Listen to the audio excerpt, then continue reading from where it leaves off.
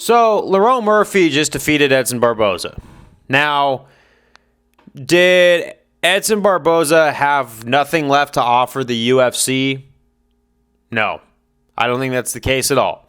I think Edson Barboza is still very well equipped to be that gatekeeper where he's at right now. Because there's a lot of non-ranked guys, and not everyone's going to make it past Edson Barboza.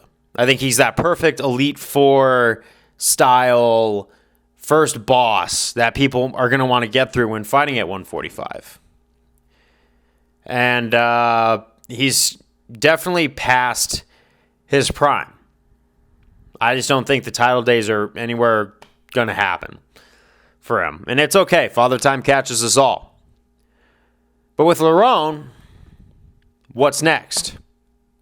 And I would say either Nate Landwehr, I had to pull his name up so I could pronounce it as best I can, The Train, or Bryce Mitchell, because I know those two are a little bit on a collision course, and that's a fight I do want to see.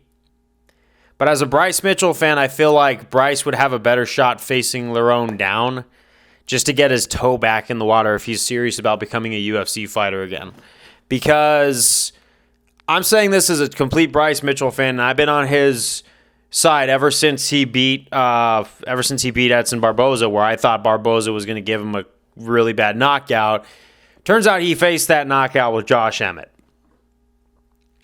But ever since Bryce has gotten into debating the shape of the earth with everybody, I could tell he's been more focused on spreading the gospel than being a UFC fighter. And I'm not saying that spreading the gospel is a bad thing, okay? I identify as a Christian. I know that's very unpopular to say, but I think that if you're in the UFC, you shouldn't really stray from your trade too much, especially when you're someone as gifted as Bryce. But I'm going to leave it at that. When you let your politics and your religious views get in the way of what you're trying to do, you feel what I'm getting? You lose a couple steps. And I feel like if you're more focused on proving the shape of the earth, you're not worried about where your opponent's hands are going. You're not worried where Josh Emmett's hand was going. And you got hit with a haymaker, dude.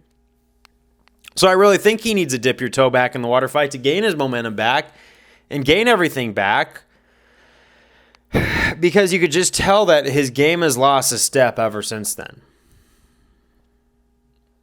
But that's going to be up for Lerone to decide.